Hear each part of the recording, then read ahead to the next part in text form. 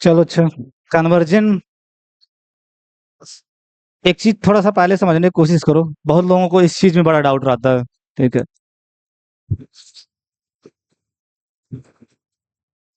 ये एनालिसिस में बड़ा यूज होता है, इस साल भी यूज होगा, पिछले साल भी यूज हुआ, जिंदगी भर यूज होगा।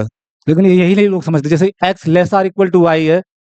एक्चुअल में ये लॉजिक में आपको सिखाया जाता है, और यहाँ लॉजिक उतना, मैं तो पढ़ाता हूँ, बहुत लोग बहुत ट्रुथ टेबल बनवा के छोड़ देते हैं, truth table T T F F. Logic वही नहीं है, लॉजिक इज नॉट दैट। तो जो ये स्टेटमेंट है, वो दो स्टेटमेंट का डिसजंक्शन है, आर के द्वारा जुड़ता है। और डिसजंक्शन जो स्टेटमेंट होते हैं, वो ट्रू कब होता है? जब उसमें से एक भी हो ट्रू हो जाए तो वो ट्रू हो जाता है ना। ये तो डिसजंक्शन स्टेटमेंट की होता है कि एक भी ट्रू हुआ तो ट्रू हो जाएगा। फॉल्स तभी होता है जब दोनों ना हो रहा हो, जब दोनों ना हो रहा है। तो अगर ये ट्रू हुआ तब भी ये हो जाएगा, ठीक है। अगर ये ट्रू हुआ तब भी ये हो जाएगा, इस बात को समझो। मीन्स अगर कहीं एक्स लेस देन वाई लिखा हुआ है, एक्स लेस देन वाई लिखा हुआ तो आप इंप्लाई करवा सकते हो x less or equal to y. खूब ये यूज होता है, लेकिन समझते नहीं है टीचर की क्यों लिख दे रहे हैं। लेस देन वाई लिखा हुआ है तो वो इंप्लाई करेगा, क्योंकि ये होल्ड कर गया ना, एक भी होल्ड कर गया तो ये चीज होल्ड कर जाएगी, ये ट्रू होगा। Less than y, less than इसमें है ना, लेस देन इसमें लगा हुआ है, तो अगर लेस देन वाई है तो इंप्लाई करेगा x less or equal to. But converse सही नहीं है कि अगर x less or equal to y है तो एक्स लेस देन वाई हो। समझ पा रहे हो बात को? इसमें क्योंकि इक्वलिटी भी है, इसमें क्योंकि इक्वलिटी भी है, ठीक है, इसमें इक्वलिटी भी है तो इक्वलिटी हटेगी नहीं। लेकिन अगर लेस देन वाई है तो less or equal to y लिख सकते हो। दूसरी चीज, अगर एक्स इक्वल टू वाई है तब भी आप इंप्लाई करवा सकते हो x less or equal to y, x less or equal to y. But इधर से नहीं इंप्लाई करवा सकते कि अगर x less or equal to y हो तो एक्स इक्वल टू वाई ही होगा, क्योंकि उसमें लेस देन भी हो सकता है, ठीक है। जैसे two less or equal to three, ये है ना, लिख सकते हो two less or equal to three, क्योंकि लेस देन है, लेस देन छिपा हुआ है, तो two less or equal to three. क्या ये इंप्लाई करेगा टू बराबर थ्री? अगर ये कन्वर्स भी सही हो जाए तो ये हो जाना चाहिए ना, और जो कि ये हो नहीं सकता, ये हो नहीं सकता। तो ये बात समझो, अगर लेस देन वाई है, एक्स लेस देन वाई, तो आप x less or equal to y लिख सकते हो। अगर एक्स इक्वल टू वाई है तो भी आप x less or equal to y लिख सकते हो, लेकिन इधर से उधर नहीं लिख सकते। अगर x less or equal to y है, न तो ये लिख सकते हो न तो ये लिख सकते हो, इसमें से एक होगा, लेकिन क्या गारंटी है कि यही होगा? ये भी तो हो सकता है, ये भी तो हो सकता है। तो इस चीज को समझो, ये इस साल भी बार बार यूज होगा, हर बार एनालिसिस में यूज होगा, ठीक है।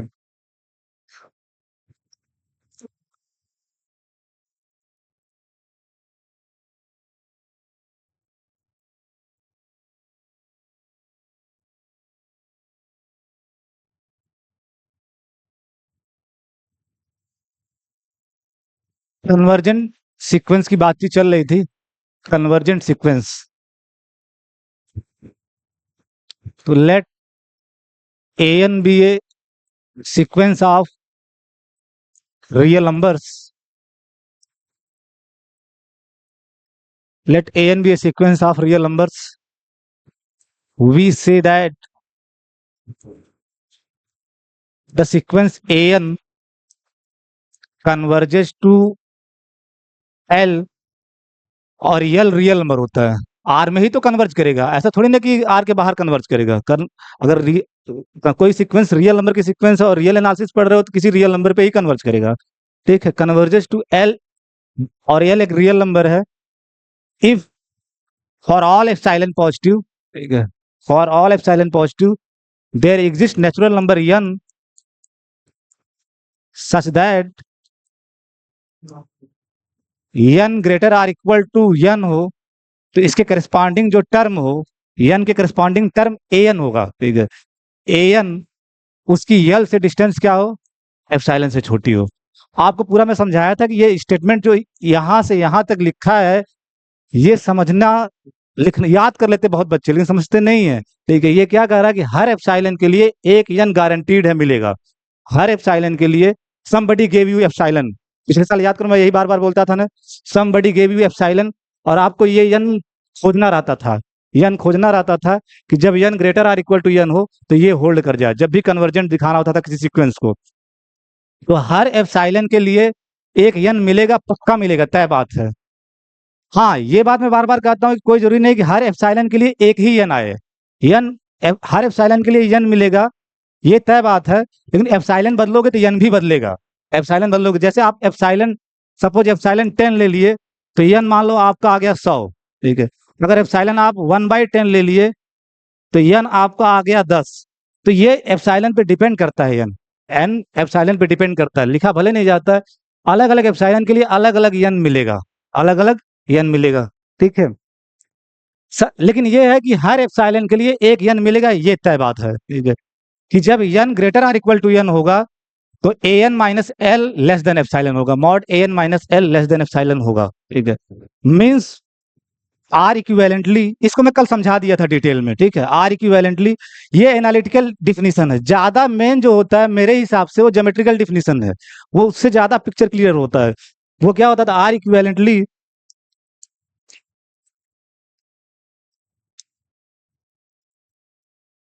आर इक्विवेलेंटली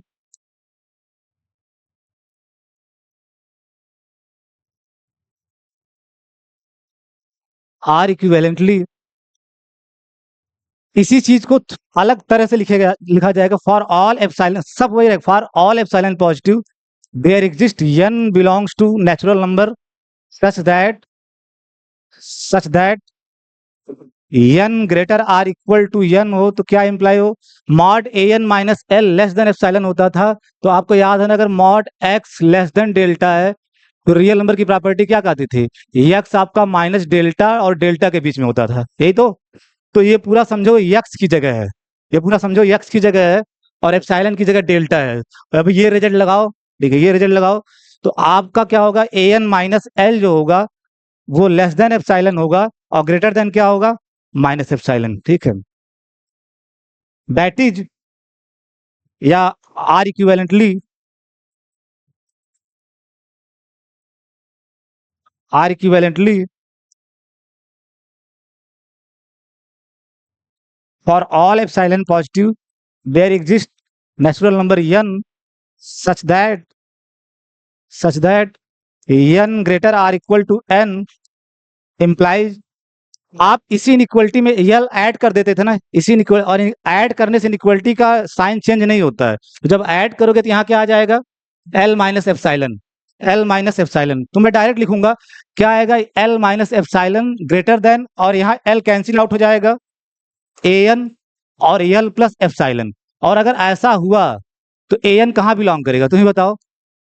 अगर यक्स आपका ए और बी के बीच में होता था, तो यक्स बिलोंग करता था ओपन इंटरवल ए बी में, ठीक है। तो अगर ए एन एल माइनस एप्सिलॉन और एल प्लस एप्सिलॉन के बीच में, तो ए एन कहाँ बिलोंग करेगा, L minus epsilon L plus epsilon में, ठीक है।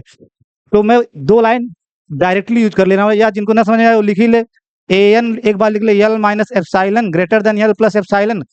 और ये एक्चुअल में इसका मतलब, दैट इज, इसका जो मतलब होता है ये यही है कि ए एन बिलोंग करेगा L minus epsilon L plus epsilon, open interval this.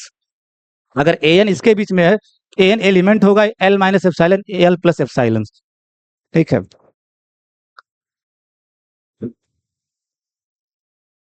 उसी जो एनालिटिकल डिफिनीशन थी उसी को खोलते गए यहां पहुंच गए, और ये डिफिनीशन ज्यादा विजुअलाइज करती है लिमिट के डिफिनीशंस को।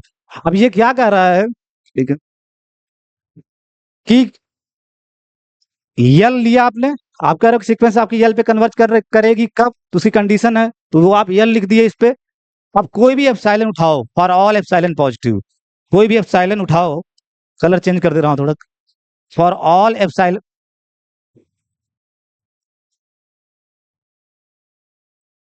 फॉर ऑल एप्सिलॉन पॉजिटिव, कोई भी एप्सिलॉन लोगे तुरंत ओपन इंटरवल बनाओगे, L minus epsilon L plus epsilon.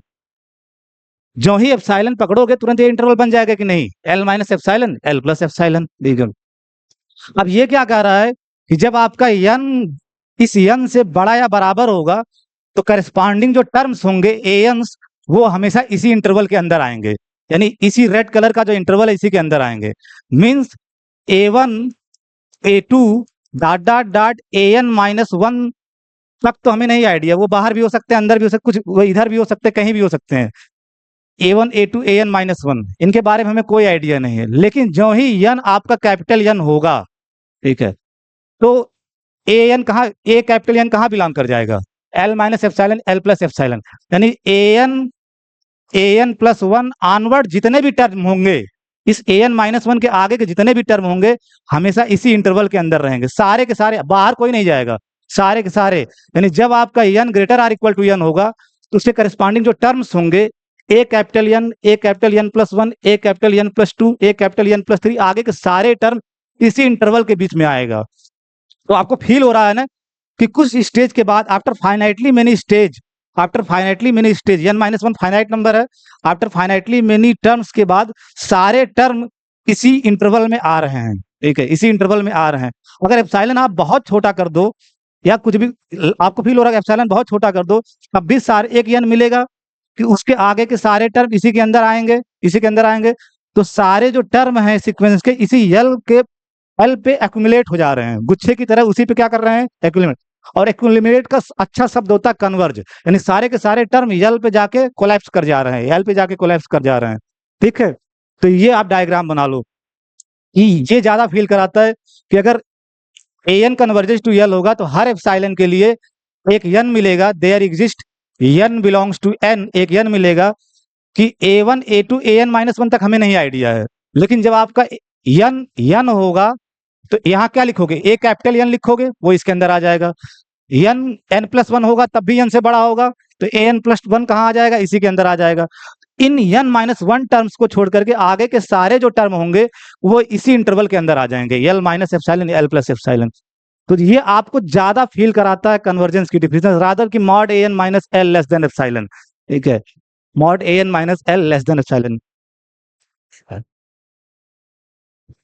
अब इसको अपने इंटरनलाइज कैसे करोगे, इस डिफिनेशन को अपने भाषा में, इसको अपने ध्यान में कैसे डालोगे। तो ये क्या कहता है कि हर एप्सिलॉन के लिए एक नेचुरल नंबर मिलेगा, ठीक है, एक नेचुरल नंबर मिलेगा कि उस नेचुरल नंबर के करस्पॉन्डिंग जो टर्म होगा और उसके आगे के जो टर्म होंगे इस इंटरवल के अंदर आएंगे, इस इंटरवल के अंदर आएंगे, जो आप इंटरवल बनाए हो इस इंटरवल के अंदर आएंगे। इस इंटरवल से बाहर कितने टर्म केवल छूटेंगे, बाहर, इस इंटरवल से बाहर कितने टर्म छूटेंगे केवल, तो आपको दिख रहे हैं साफ साफ, a1 छूट रहा है, a2 छूट रहा है, an-1, उनकी संख्या है फाइनाइटली मेनी। यानी हर एप्सिलॉन के लिए अगर आप l के अराउंड ओपन इंटरवल बनाओ तो बाहर केवल सीक्वेंस के फाइनाइटली मेनी टर्म्स ही छूटने चाहिए, फाइनाइटली मेनी टर्म्स ही छूटने चाहिए। यानी l के अराउंड, फॉर ऑल एप्सिलॉन का मतलब क्या है, l के अराउंड कोई भी ओपन इंटरवल बनाओ, ठीक है, एप्सिलॉन बदलोगे अलग अलग इंटरवल आएगा, लेकिन हमेशा शर्त ये होगी कि बाहर जो टर्म छूटेंगे उनकी संख्या हमेशा क्या होगी, फाइनाइट होगी, हमेशा क्या होगी, फाइनाइट होगी। हाँ, वो बात अलग है कि एप्सिलॉन बदलोगे तो n बदल जाएगा। सपोज कि अभी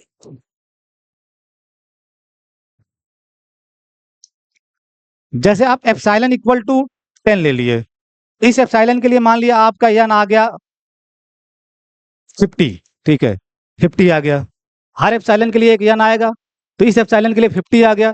तो तुरंत आप क्या समझोगे, ठीक है, कि जब आप l minus epsilon l-10 l+10 बनाओगे, l-ε l+ε that is l-10 l+10, ठीक है। अब क्या होगा कि a1 a2 कहां तक के टर्म बाहर रहेंगे, a49, बात समझो, a49, उसके बाद के जितने टर्म होंगे a50 ऑनवर्ड्स यानी 50वें टर्म और उसके आगे के सारे टर्म इसी इंटरवल के अंदर आएंगे, इसी इंटरवल के अंदर आएंगे। आप एप्सिलॉन बदल दोगे, सपोज एप्सिलॉन ले लिया 1/10, ठीक है, 1/10, तो इस एप्सिलॉन के लिए कोई नेचुरल नंबर आएगा। सपोज मान लिया इसके लिए n आ गया आपका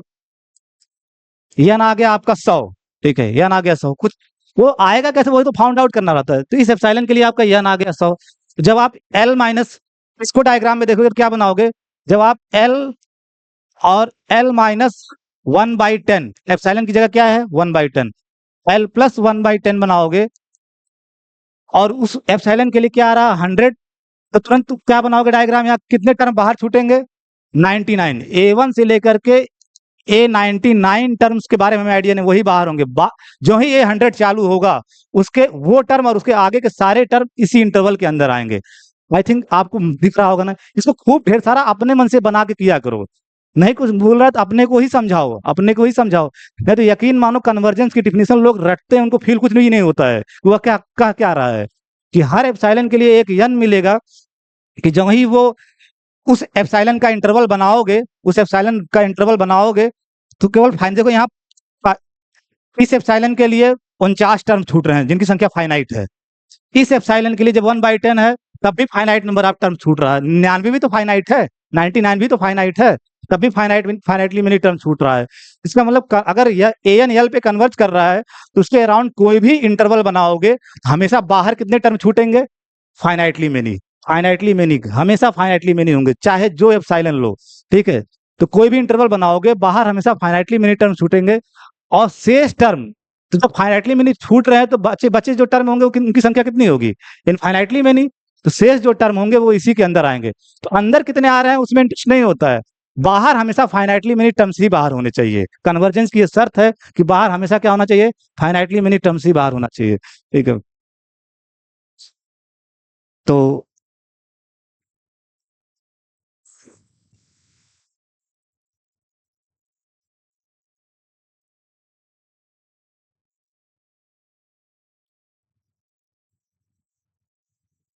अब आप एग्जाम्पल्स तो वो सारी सीक्वेंसेस किए थे ना, 1 2 3, आपको सातों सीक्वेंस याद होना चाहिए।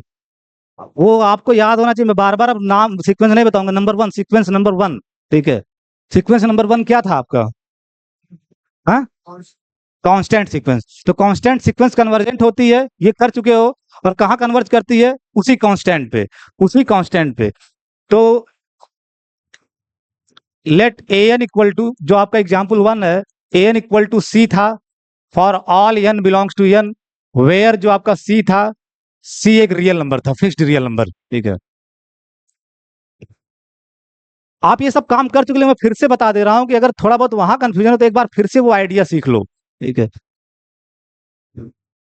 तो आप ये जानते हो कि कांस्टेंट सीक्वेंस कन्वर्ज करती है, और जो कन्वर्ज कहाँ करेगी? उसी कांस्टेंट पे, उसी कांस्टेंट पे, उसी कांस्टेंट पे, ठीक है, उसी कांस्टेंट पे।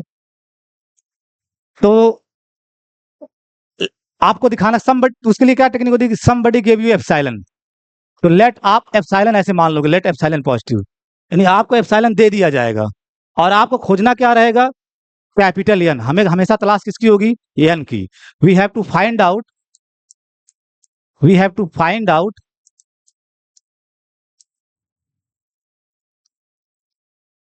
यही लड़के समझ ही नहीं पाते करना क्या होता है कन्वर्जेंट दिखाने में। आप आर्बिट्रेरी एप्सिलॉन लोगे, आपको कोई एप्सिलॉन दिया, अब आपका कर्तव्य बनता है ये एन खोजना, ये एन खोजना कि सच दैट कि जब N greater or equal to capital n हो तो mod A N minus c, आप गैस कर रहे हो ना कि सी पे ही कन्वर्ज करेगा। ये गैसिंग होती है, जो आप बचपन में इंटरमीडिएट में लिमिट निकालते हो गैस होता है। कन्फर्मेशन ये होता है जब आप ये करते हो। तो सी पे कन्वर्ट कर रहा होगा ऐसा आपको लग रहा होगा क्योंकि सारे टर्म सी सी ही है, सी सी ही है, तो आपको लग रहा होगा कि ये सी पे ही कन्वर्ट कर रहा है सीक्वेंस। ऐसा आपको ये गैस होता है, ये इंट्यूशन है कि आपको लग रहा है कि ये सीक्वेंस सी पे कन्वर्ट कन्वर्ट करेगा पक्का, ये गारंटी डिफिनीशन से दिखानी होगी आपको।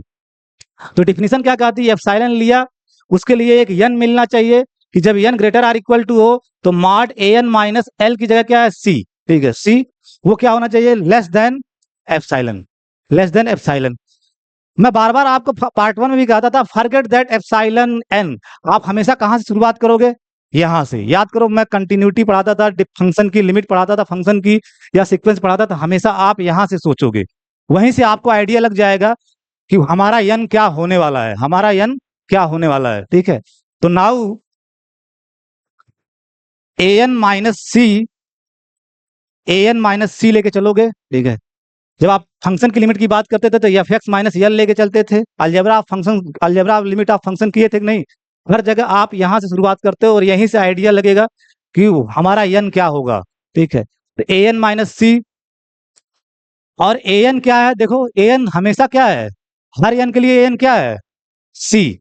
तो ए एन भी सी है, तो सी माइनस सी, ठीक है, equal to zero, equal to zero.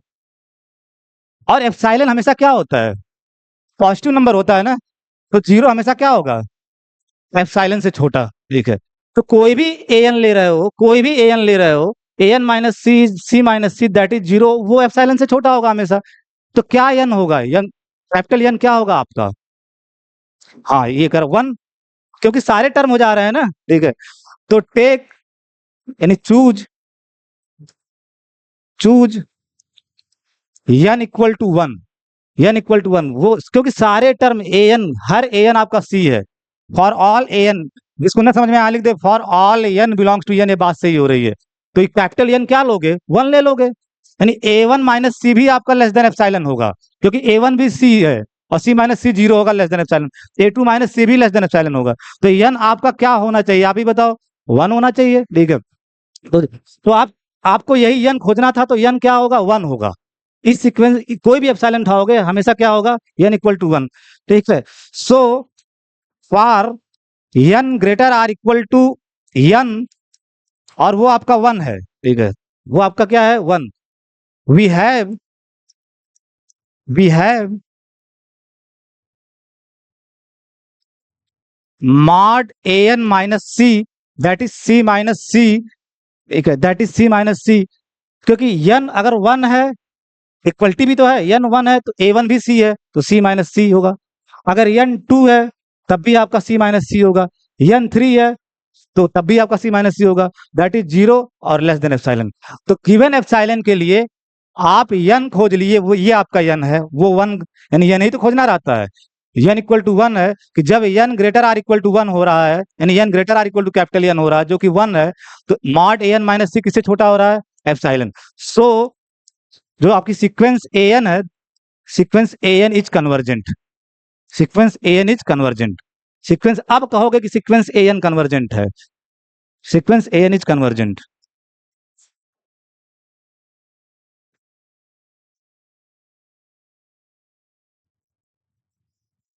Sequence a n is convergent.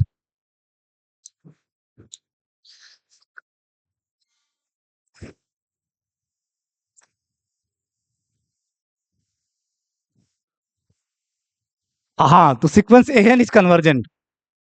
अब उसके बाद लिखो थोड़ा सा, इस केस में इन जो आप लिखे थे लिमिट की डिफिनेशन है, इस ऐसे एक लाइन कर दो, ठीक है। इसके बाद आप लिखो, if sequence a N converges to l, converges to l, अगर आपका सीक्वेंस ए एन कन्वर्ज कर रहा है एल पे, देन वी राइट, तो आप नोटेशन अडॉप्ट करते हो, then we write, then we write, ये लिखते हो, limit a n, limit a n equal to l. कुछ लोग इसको, मैं अवॉइड करता हूं, लेकिन कुछ लोग लिखते हैं लिमिट एन टेंस टू। आप कभी इन्फिनिटी, रियल एनालिसिस में इन्फिनिटी का या तो जिक्र करो पहले, लेकिन लिखते हैं तो लिखते हैं n tends to infinity a n equal to L, तो लिख लो आप।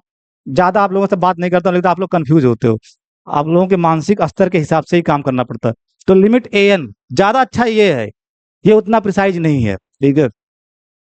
तो limit a n equal to l, or limit n tends to infinity a n equal to l, या फिर आप सीधे ऐसे लिखते हो, A N converges to l. सबसे प्यारा नोटेशन ये है, मैं ज्यादातर यही देखना पार्ट वन में यूज किया हूँ, A N converges to L, A N. लेकिन ध्यान रखना, जब ये सिंबल बनाते हो A N converges to L, तो ब्रैकेट नहीं लगाते हो। मैं बार बार आपको इससे चेतावनी देता हूं कि जब ये सिंबल लगाते हो A N converges to L, तो यहाँ ब्रैकेट मत लगाना भूल से भी, ठीक है, A N converges to L. तो अगर सीक्वेंस ए एन आपका एल पे कन्वर्ज कर रहा है, तो उसको लिखने का तरीका ये है, limit a n equal to l, या लिखो limit n tends to a n equal to l, या a N converges to L, A N converges to L.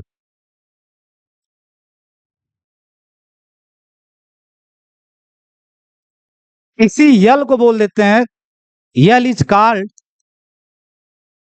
The limit.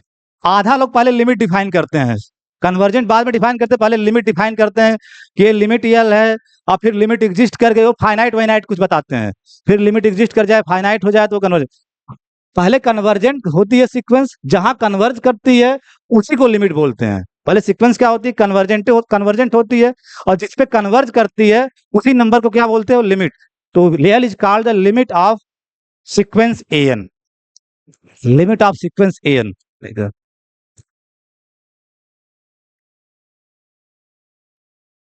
Limit of sequence a n, l को ही limit of sequence a n, ठीक है।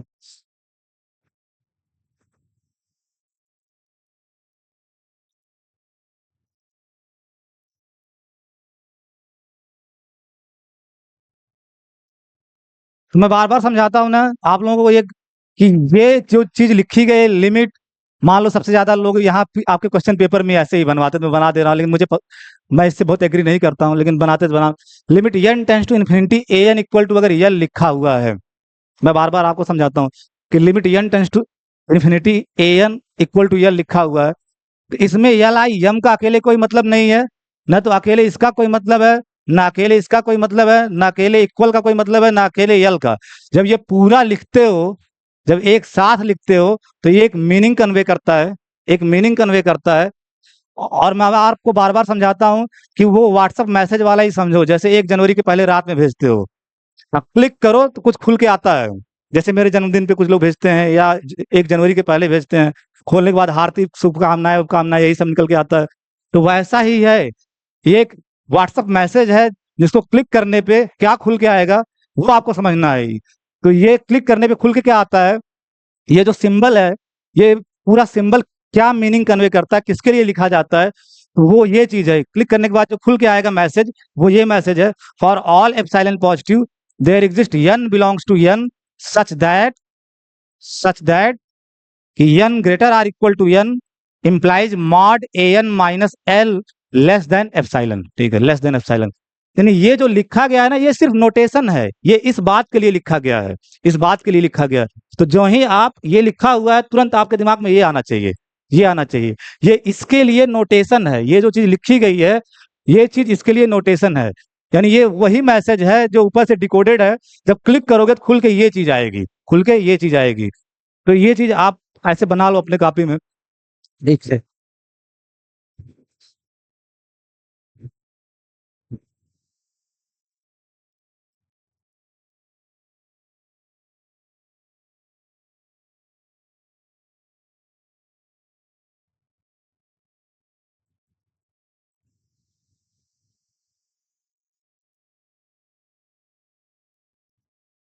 Example number third क्या था आपका? 2 को मैं स्किप कर रहा हूँ जानबूझ के, ठीक है। हाँ, 1/n, ठीक है, 1/n। एग्जाम्पल नंबर थर्ड जो आपके नोट्स में लिखवाया हूँ, वो क्या था? A n equal to 1/n for all n belongs to n। तो ज्यादा आपको पहले इंट्यूशन से पता तो करना, गेस तो करना होगा कि कहाँ ये कन्वर्ज कर रही है। तो इसके लिए आप ये 0 बना लिए। अब n वेरी कराओगे, n इक्वल टू 1 तो 1 आएगा, 1/1 that is 1। n equal to 2 तो 1/2 आएगा, बीच में मिडवे में 1/2। जब n इक्वल टू 3 रखोगे तो 1/3। और ऐसे जब ये आप n बढ़ाते जाओगे तो आपको लग रहा होगा ये 0 की तरफ जा रहा है, ठीक है, 0 की तरफ कन्वर्ज कर रहा है, ये लग रहा है, इंट्यूशन बोलते हैं, ये आपका गैस है कि ये सीक्वेंस 0 की तरफ जा रही है, 0 की तरफ कन्वर्ज कर रही है, ठीक है। लेकिन ऐसा लगना होता है, वेरीफाई आप कैसे करोगे? एप्सिलॉन n गिव से। तो तुरंत आप क्या करोगे? Let epsilon positive, let epsilon positive, let epsilon positive. मैं बार बार कह रहा हूँ, इस टेक्निक को पकड़ो, एनालिसिस में एक ही जैसा काम होता है, लेकिन आप वही नहीं पकड़ पाते साल भर। सम लेट एप्सिलॉन पॉजिटिव का मतलब, आपको कोई बंदा एप्सिलॉन दे दिया, समबडी गेव यू एप्सिलॉन। अब आपको क्या खोजना होगा कि इस एप्सिलॉन के लिए एक यन मिलेगा, ठीक है। We have to find out, search warrant जारी। अब सर्च वारंट खोज दिए, उस यन की तलाश है हमें, ठीक है। We have to search out, या we have to find out, find out, we have to find out n belongs to n such that, such that कि जब n greater or equal to capital N हो, तो mod an, और आपको intuition से clear होगा यल क्या होने वाला है? 0। तो मॉड an माइनस 0 क्या हो? Less than epsilon. तो आपको कोई बंदा एप्सिलॉन दे दिया, और आपको खोजना क्या है? n। यही काम होगा हमेशा। कोई बंदा एप्सिलॉन दे दिया, उसको मैथमेटिक्स में लिखते क्या है? Let epsilon positive. अब आपको तलाश है इस n की, कि जब n greater or equal to capital N हो, तो मॉड an माइनस 0 क्या होना चाहिए? लेस देन एप्सिलॉन, ठीक है। मैं बार बार कहता हूं, आप forget capital N, forget epsilon, आप शुरू कहां से करोगे? यहां से, ठीक है, यहां से हमेशा। तो now for any n belongs to n, आप इसको लेके चलो an माइनस 0, an माइनस 0, ठीक है। फॉर एनी एन बिलोंग, अगर फॉर एनी एन नहीं लिख रहे हो तब भी काम चल जाएगा, कुछ लोग डायरेक्ट यहीं से शुरू कर देते हैं। थोड़ा और अच्छी भाषा लिखना चाह रहे हो तो कुछ भी एन हो, हम ये लेके चल रहे हैं। For any n belongs to n mod A N minus zero, और ए एन आपका क्या है, 1/n, तो 1/n माइनस जीरो, ठीक है, 1/n माइनस जीरो, और 1/n minus zero that is 1/n। और n अगर नेचुरल नंबर है तो हमेशा पॉजिटिव होगा। अगर आप कह रहे हो n नेचुरल नंबर क्या नेगेटिव हो जाएगा क्या, हमेशा हमेशा पॉजिटिव होगा। और पॉजिटिव नंबर का मॉड क्या होता है, वही नंबर, तो that is equal to 1/n, 1/n। ये आपका एप्सिलॉन से छोटा होना चाहिए, ये आपका क्या होना चाहिए, एप्सिलॉन से छोटा।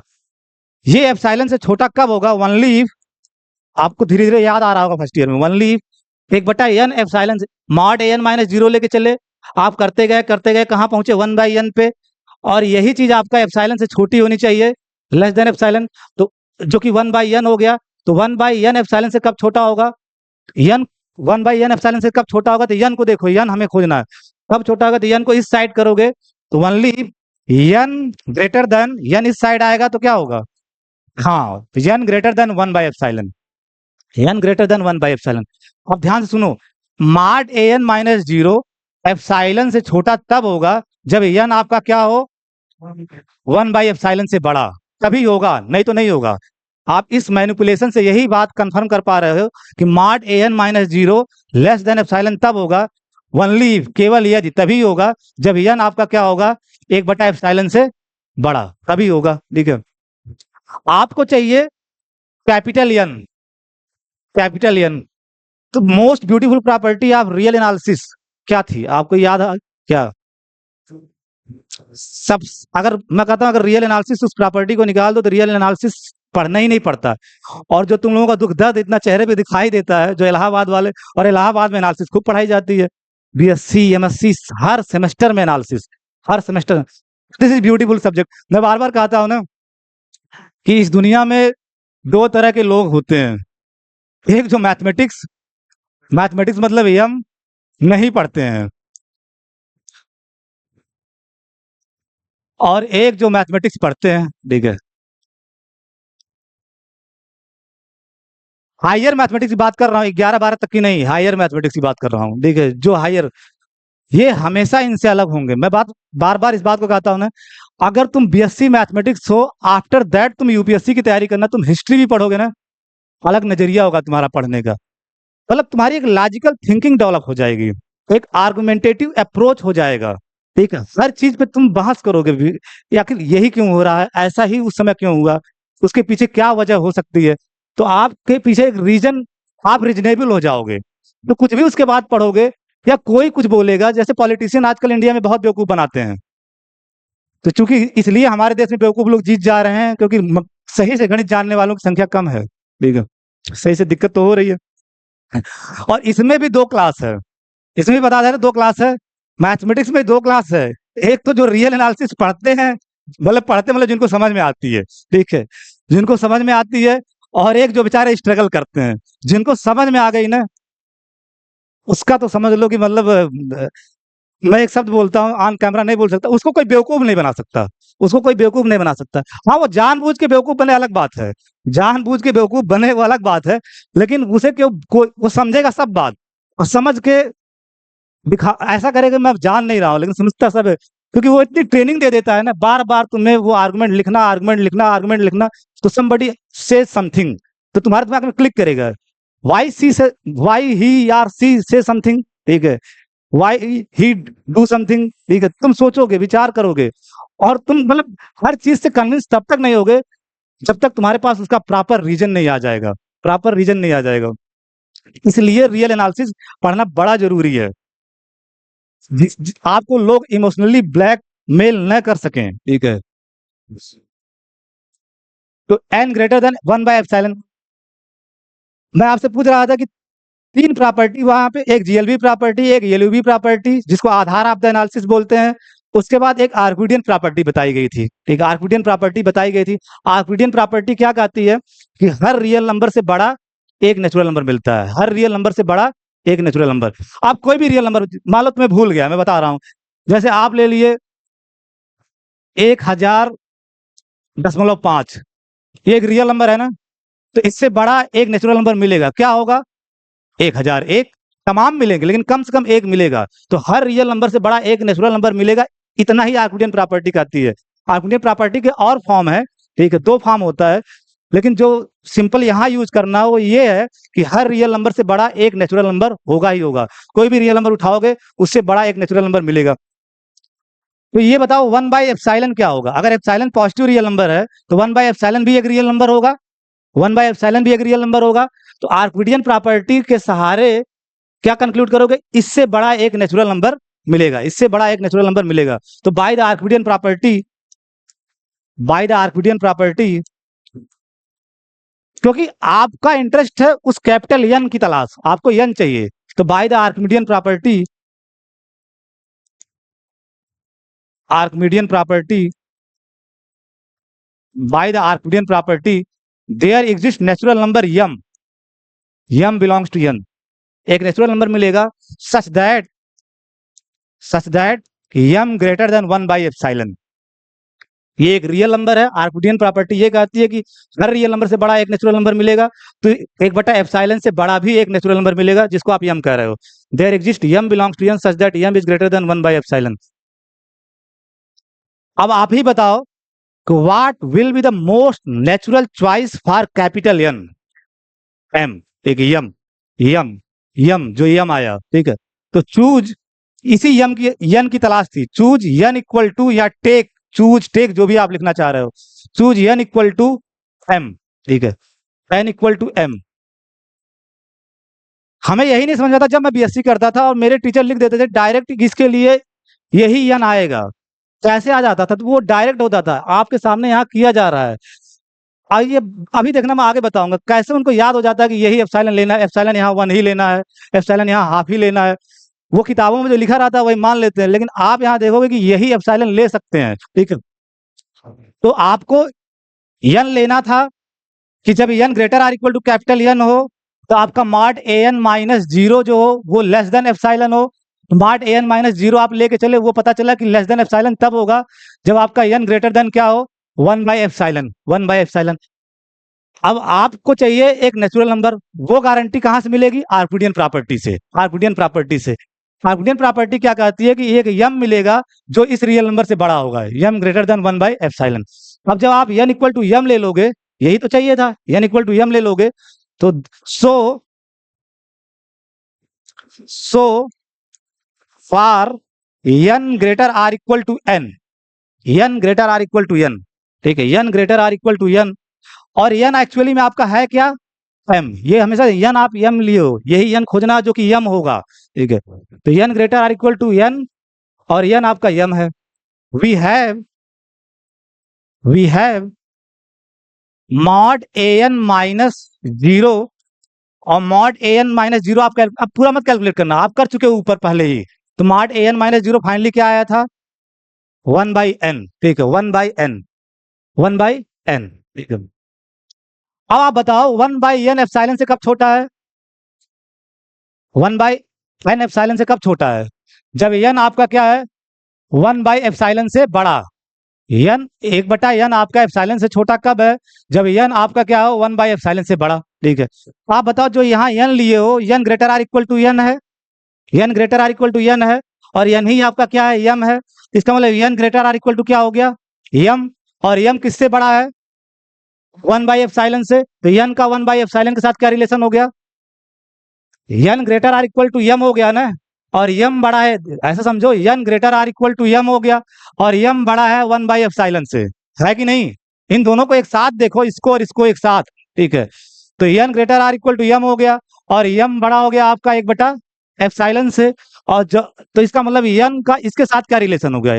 n ग्रेटर देन 1/एप्सिलॉन, और जो ही n ग्रेटर देन 1/एप्सिलॉन होगा तो 1/n किससे छोटा हो जाएगा? कंफर्म है, 1/एप्सिलॉन, 1/n is less than epsilon, क्योंकि आपने वही m लिया है, ऐसा m लिया है कि m ग्रेटर देन 1/एप्सिलॉन हो जाए। तो गिवन n के लिए, गिवन एप्सिलॉन के लिए आपको n मिल गया, वो n क्या है? m, ठीक है, m, कि जब n greater or equal to n हो रहा है, कैपिटल N, तो उस समय mod an minus 0 less than epsilon हो जा रहा है। Mod an minus 0 less than epsilon क्यों हो रहा है उसको मैं आपको समझाया क्योंकि n greater or equal to n means n greater or equal to m, क्योंकि n ही कैपिटल n आपका m है, और n greater or equal to m, और m आपका किससे बड़ा है? 1/ε से, यहाँ लिखा हूँ साफ साफ। तो n का 1/ε के साथ क्या रिलेशन हो गया? n greater than 1/ε। ये इससे ग्रेटर आर इक्वल है और ये इससे बड़ा है, तो इसका इसके साथ क्या रिलेशन होगा? n greater than 1/ε। और जब आपका n ग्रेटर देन 1/ε होगा तो 1/n क्या होगा? लिखा गया साफ साफ, ओनली इफ 1/n किससे छोटा होगा? एप्सिलॉन। तो जब n greater or equal to m होगा और m 1/ε से बड़ा है, तो 1/n आपका एप्सिलॉन से छोटा हो गया। अब ओवरऑल ऊपर से देखो, तो दिए गए एप्सिलॉन के लिए आपको n मिल गया कि जब n greater or equal to n है तो मॉड an माइनस 0 किससे छोटा हो जा रहा है? एप्सिलॉन से। यही दिखाना होता है कन्वर्जेंस में। सो द सीक्वेंस an जो कि 1/n है is convergent convergent convergent convergent and कहाँ कन्वर्ज कर रहा है? अब सिंबल भी आपके पास आ गया, an इज कन्वर्जेस टू 0। ठीक है, an इज कन्वर्जेस टू 0। ठीक, समझ में आया ना? सीधे बिल्कुल आपको n और इसमें कितना आर्किमिडियन प्रॉपर्टी यूज हुआ, बस ये आपको समझना है कि जब n greater or equal to n है तो उस टाइम पे n 1/ε से बड़ा होगा। वो होगा ऑलरेडी, क्योंकि n greater or equal to n that is equal to m, और m ग्रेटर देन 1/ε, तो n आपका 1/ε से बड़ा हो गया। जब n आपका 1/ε ऊपर आप कर चुके हो, जब आपका n 1/ε से बड़ा होगा तो 1/n अपने आप किससे छोटा हो जाएगा? एप्सिलॉन से। तो an minus 0 less than epsilon. तो गिवन एप्सिलॉन के लिए इस एप्सिलॉन जो लेके चले थे उसके लिए एक n मिल गया कि जब n greater or equal to n हो रहा है तो mod an minus 0 less than क्या हो रहा है? एप्सिलॉन। यही तो दिखाना होता है कन्वर्जेंस की जो डिफिनीशन कहती है। डिफिनीशन आप पूरा पूरा फॉलो अप करा लिए। तो an equal to 1/n is convergent, और कहाँ कन्वर्ज कर रहे हैं? 0 पे। अगर इस बात को समझ पा रहे हो तो इस सवाल को लगाओ, ठीक है, जल्दी लगाओ, यही लगाओ, ठीक है।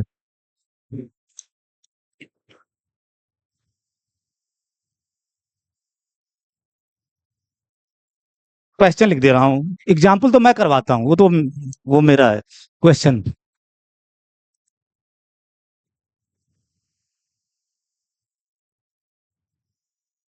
इज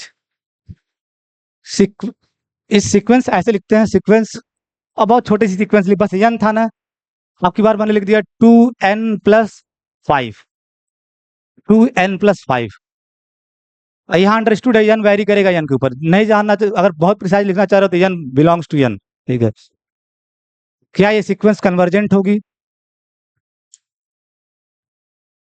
तो आप जो बचपन में जानते हो उसके हिसाब से कहते हो कि हाँ n टेंड्स टू इन्फिनिटी होगा तो नीचे इन्फिनिटी हो जाएगा, तो 1/∞ गोज टेंड्स टू 0 हो जाएगा।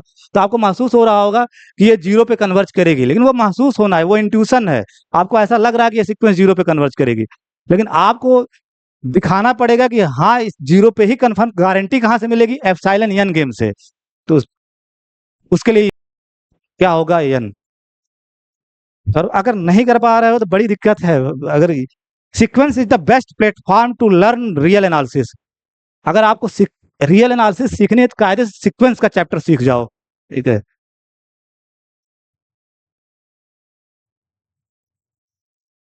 और अब सब लोग एक काम करो, ऑनलाइन आती है, मिलेगी नहीं मार्केट में, एस कुमरेसन की किताब आती है, उसको खरीद लो अपने प्रैक्टिस के लिए, ठीक है। एस कुमरेसन की वो मिलती नहीं है, एस के मापा, ठीक है, वो ठीक है। उस एस के मापा मैं इसलिए बताता हूँ, उसमें ढेर सारा सवाल है, लेकिन अगर आपको कायदे से एनालिसिस सीखनी है तो एस कुमरेसन की ए बेसिक कोर्स, या मैं ग्रुप में डाल दूंगा, उसका पीडीएफ निकलवा लेना तुम लोग।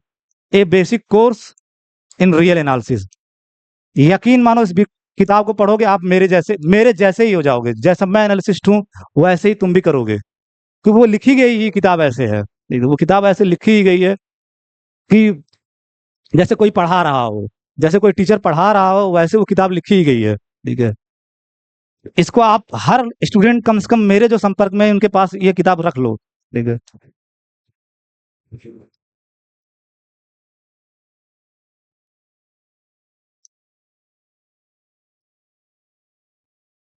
लाओ, देखो जो करने वाले होते हैं बहुत तेज कर लेते हैं, ठीक है। आपको बस कैपिटल एन खोजना होता है, देखो,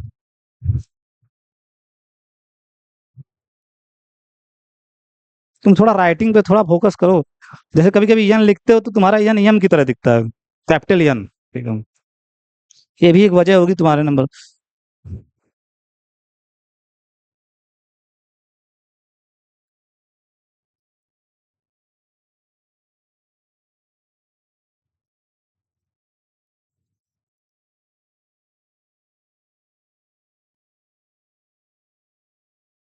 ठीक है।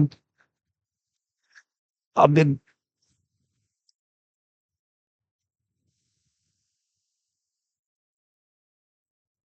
सब वही प्रोसेस, आर्किडियन प्रॉपर्टी लगेगी। बस आपको खोजना है कि वो कौन सा रियल नंबर होगा जिससे बड़ा यम हमको मिलेगा, वो रियल नंबर बनाना है।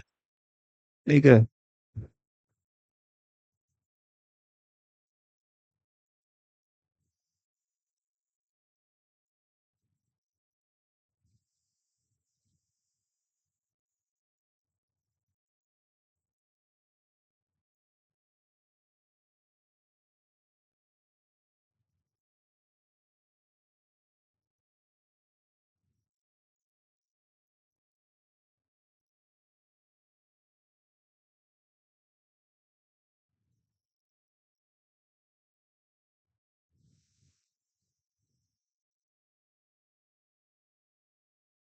मुझे तो यहीं से दिखता है, पता नहीं तुम लोग ये आंख कब खुलेगी तुम लोगों की। मुझे तो यहीं से वो नंबर दिख रहा है। ठीक है।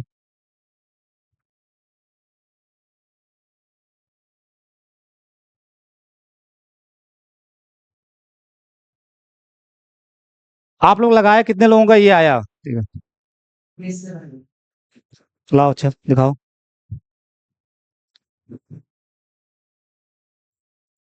हाँ ठीक है। मेन चीज यही है, जो ये तुम पा जा रहे हो रियल नंबर, ये एप्सिलॉन से कब छोटा होगा? ओनली जब यन आपका इससे बड़ा होगा। ठीक है, यन जब इससे बड़ा होगा, और फिर इससे बड़ा है कि आपको नेचुरल नंबर मिल जाएगा, बाकी कहानी तो आगे कर ही लेते हो। बस वो देखना रहता है। तो ये तो यहीं से दिख रहा है। ठीक है। और आपको इंट्यूशन से मैं बताया, इसकी जो ये जीरो पे कन्वर्ज करेगी, यानी यल यहाँ जीरो ही होने वाला है, जिसको आप लोग बचपन में कि यन इन्फिनिटी की तरफ जा रहा है, तो जब नीचे इन्फिनिटी की तरफ जा रहा है तो ये पूरा होल क्वांटिटी जीरो की तरफ जाएगा। ठीक है।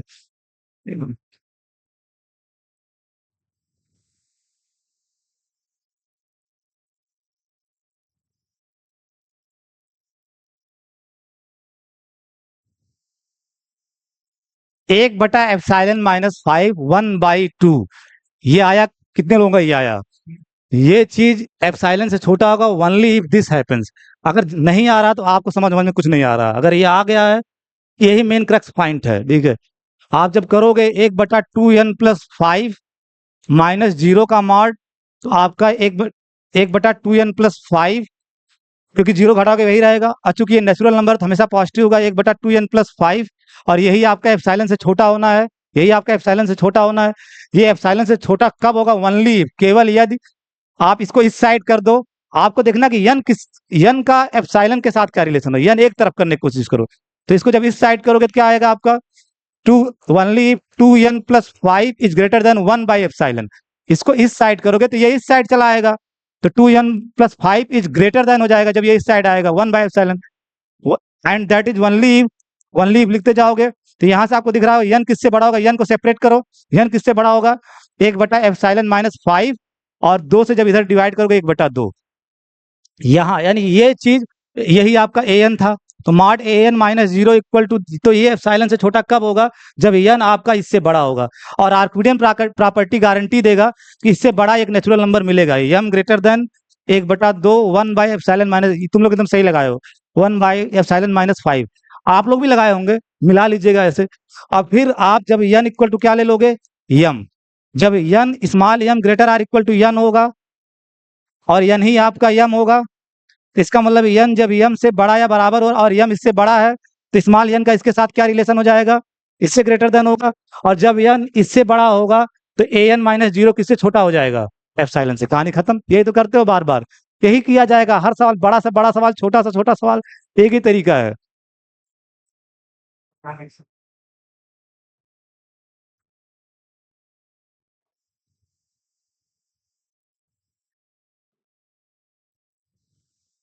तो एक आप लोग आज कमरे पे जाकर के ये सवाल लगा के भेजिएगा, ठीक है?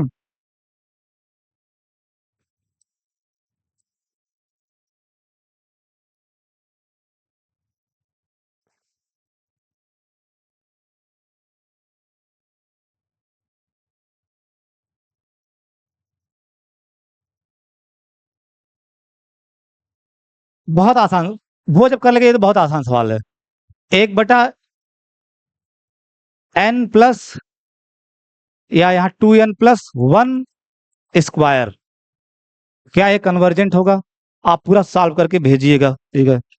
सॉल्व करके भेजिएगा। आ गया अनमोल सर? ठीक है, ठीक है। कन्वर्जेंस आपको कायदे से आना चाहिए। जितना आप कुछ किताब एकाद एनालिसिस को उसमें जाके जितने कन्वर्जेंस के सवाल हैं उसको लगाने की कोशिश करो, ठीक है? करना कुछ नहीं होता, आप एप्सिलॉन लोगे यन, वही यन आपको निकालना आ जाए, यन निकालना आ जाए, ठीक है? वो मैं देख लिया, तुम सही लगाए थे, ठीक है, देख लीजिए, यहाँ से दिखता है ना।